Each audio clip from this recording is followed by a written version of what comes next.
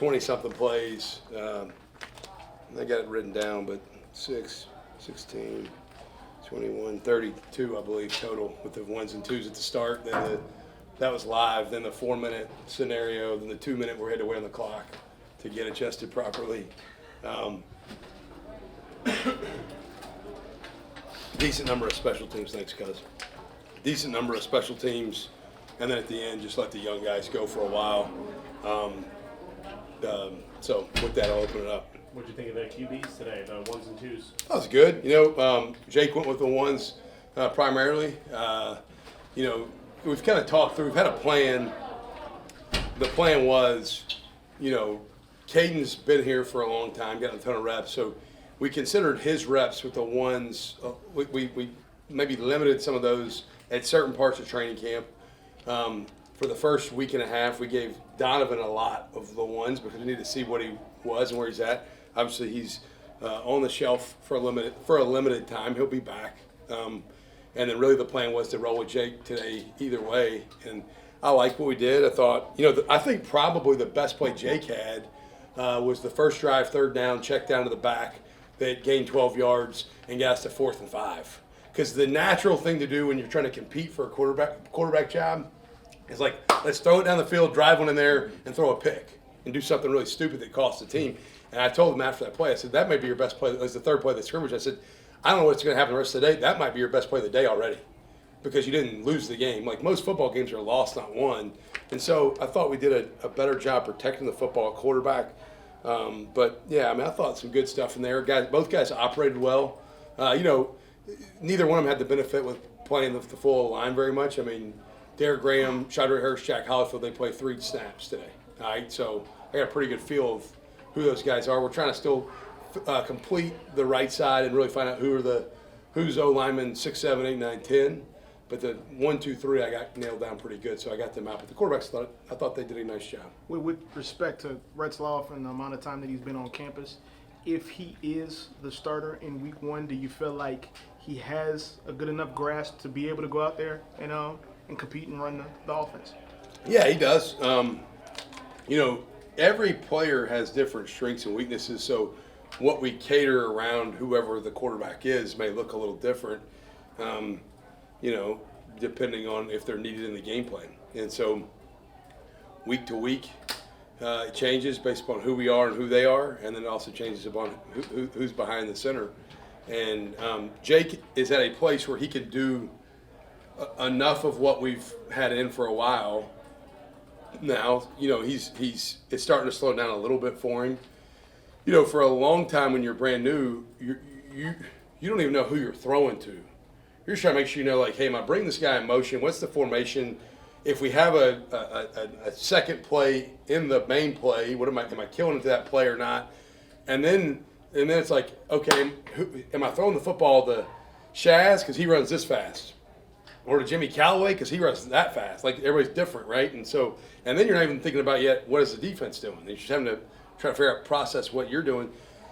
He'll be ready. They'll all be ready. And I think Brendan, I hope he's back and available, and that'll make my job even tougher, I think, to figure out who the guy is because I'll say it really loudly. Like Brendan's had a great training camp. Unfortunate on Thursday. Jake's had a good camp and really come on the last week and a half. And then Caden Samanza operates at a really high level and I think can help us win. So I like where we're at. But Jake will be ready. They'll all be ready. Since Thursday, has there become a clearer timeline for Sullivan and how much time does it take? So I'll know more tomorrow night, Monday. I think a little bit more. The initial reading was nothing that was going to require surgery. He'll be probably in a walking boot just to try to there's a couple days where you want to go non-weight bear, then he'll go walking boot for a couple days, and then we'll probably start to test him in the pool. And so everybody's body heals differently. He's going to do everything he can to give himself every opportunity to be available. I know this when I was working out this morning before the scrimmage. Brendan was in there working out. He's ready to go. So we'll see. I think we'll know more Monday if I had to guess a little bit. But then I think really a week from injury is going to give you a better maybe gauge of timeline. The defense didn't start great in the first. Yeah. kind of rectified that situation today. What did you feel? They seemed like they came out with a lot of intensity today. Yeah, I think they got some pride, and they got their butt kicked a little bit last week early, and so, for me, I'm glad to see them respond. There's gonna be games this year where the offense is great, and there's gonna be games this year where the offense is having to find their footing. We're gonna need the defense to be playing really well. It happens that way every year, and so I was excited to see them bounce back. It started with a tackle for loss by Sam Howard. That you go 1st and 10, and all of a sudden you're in 2nd and I don't know if it was 14 or 15. Yeah, 2nd and 14. Coach Craig doesn't have very many good play calls for 2nd and 14. Like 2nd and 4 is easy to call. 2nd and 14 is not as easy to call.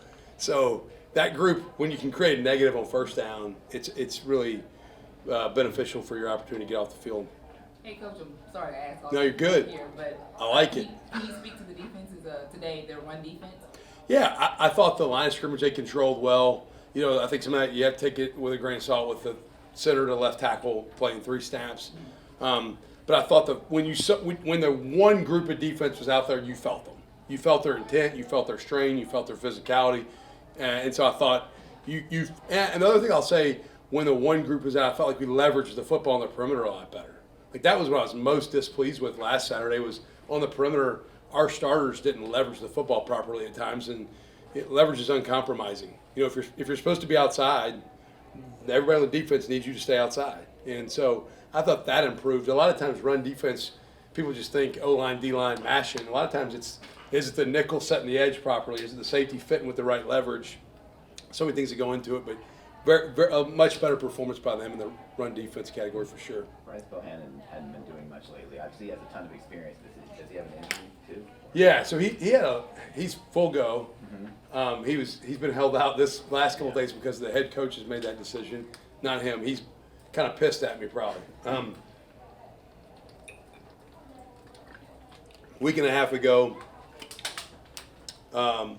practice 5. On Monday, practice 5, or Tuesday, practice 6. We're in training camp, so I'm not exact, but early in training camp, I could tell watching him run, he wasn't full throttle, and I grabbed him and I said, "Hey, you're done for the day." And he's like, "No, I'm good, Coach." I'm like, "No, you're done for the day." And then I've made the decision he was done for about 4 days. Mm-hmm. He's been practicing. He practiced at the Saints on Thursday. But look, I really want to see who's Oliver Mitchell, which I've been pleased with. I've been wanting to see who's Shaz Preston a little bit more, which I've been pleased with. Mamahat is getting better. Omari Hayes, ABS. Bryce is kind of he's the steady hand in that receiver room, if you will. So he's been Coach Bohannon for the last week and a half, kind of. But he did take routes on air, full speed, Thursday at Saints. He did some Indy. I didn't really want to see him get hit by our own team. I mean, I've seen the guy play enough football. I've been telling our offensive staff, I bought penny stock on Bryce Bohannon when nobody else believed in him. When I got here, I was like watching this dude work, and our offensive staff's like, I don't know, maybe. And I'm like, no, look, I'm buying him. And he's the guy that I don't care where we play, who we play, when we play, he'll be ready. At what point for Sullivan would it be too late for him to return and not be able to play like in that Northwestern game? Because obviously with it being a few weeks away and injury being he would need to test it. He would just need to test it to be able to run and feel confident in his running ability. So, I mean, that could be the day before the game. I mean, there could be 2 days before the game. So I don't think we'll go into game day, and I think he'll be a game time decision type player. If I had to guess. I don't know that, but that's with knowing the way he's wired, he's one of the toughest people I think I've been around in this game at quarterback. He's got a lot of grit about him, so I'll go all the way up to the last minute and make that decision. So as long as he's able to move like a few days, like 2 days beforehand, if he can move 5 minutes before the game, then he might be available to play in the game. But actually, to that distinction, available to play, maybe you wouldn't start him in that situation. Yeah, don't know who I'm gonna start yet. Right. Yeah. Might start 3 quarterbacks in a game. We've seen more of Javen Gordon earlier on in this scrimmage. Is that just kind of an evaluation thing, or has he kind of moved up the depth chart? It's a great instinct there, Matty. He was one of the youngsters that we're kind of on the fringe with. Do we redshirt? Do we play? And so I want to get a gauge. There's about 5 of them. This freshman class is really good. Like, I don't want to name all the names yet, but there's a couple of these guys that may redshirt that I think have ridiculously bright futures here. Like, that may redshirt this year just because the position they're in is really deep, okay? Javen is one of those guys who has shown some instinct in the run game, natural with the ball in his hands, has great balance and good vision. And so we're just kind of in that phase of like, okay, we need to get this litmus test of where is he right now, because then if he's a available player and we're not going to redshirt him, then I want to know and make the decision early enough that we include him on the right amount of special teams too. And so he's one of those guys today. I'd say Palanding Drama, even though we're really deep at D-line, Pa has shown to play at a really high level at nose. I could see him maybe playing some snaps. He's a big physical dude. Oliver Gordon, I'm going to tell you right now, he's not redshirting probably. Like he's I don't know, I've got to call Bryce Brown and see if we can get all the good players at Carter to come here because the way he's played, he's easy to coach. Makes coaching fun. The last, like, I guess it was like a late game scenario, the last ones with the ones and the twos. Yeah, it's 4 minute. Yeah, so the offense was up by 4 points. The defense was down by 4 points, 2:20 on the clock. Knowing the 2 minute timeout, they call it 2 minute timeout in college, not 2 minute warning. The 2 minute warning was coming, and the defense is going to use all their time to get the ball back. So it's just a scenario I wanted to hit with the officials. We had a full American crew here today, and they did a great job. Our commissioner, our coordinator of officials, not our commissioner, but our coordinator of officials, Brian Platt, was here yesterday spending some time with us, and because we have them here, some of those end-of-game mechanics I like to work through when they're here, because when they're not here, I have to be the official and the head coach and figure out when we're calling the timeouts for today. I can just make sure we're calling the timeouts at the right spot. And then that second drive with Simonza, or that last drive with Simonza, that was y'all were down in that That was scenario? 2 minute, end of half. Okay. So that was an end of half, 2 minute that we want points. We'll take any points we can get. We were going to originally do two minute situations today. After that first one, I just felt like, hey, I think we're good, and we're starting to shut enough receivers down that I didn't really want to put anybody out there anymore. But that was into half, so we would take points, any kind of points. We always would prefer touchdowns over field goals, but so yeah. And then we work probably into half, 2 minute, 3 times as much as into game. Even though into game ones are important, they come up about 25% of the time compared to into half ones. Into half ones happen every game. And I know you mentioned this yesterday, but Brendan was in the booth today. Yeah, he was in the booth on the headset. Yeah, I told him on the headset before we started the scrimmage. I said, hey, you're going to hear some things you don't always hear. So what's on the headset stays on the headset.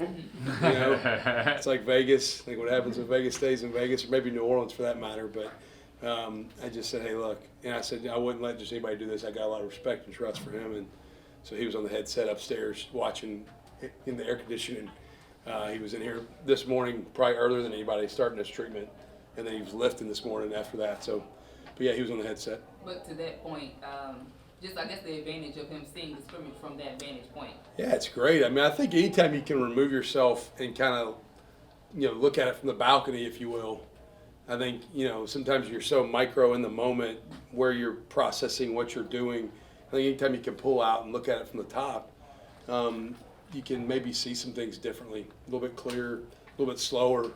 It's a lot faster when you're back there in the hot seat like he is usually. And so, and I think it's good for him too, any quarterback, to maybe hear the process of how the call gets in the game. They hear the coach to player, but they don't always understand why we're setting things up at times. It's really a good learning tool for any quarterback. Good? Good. Awesome. Appreciate y'all. it. Thank y'all. You have a question?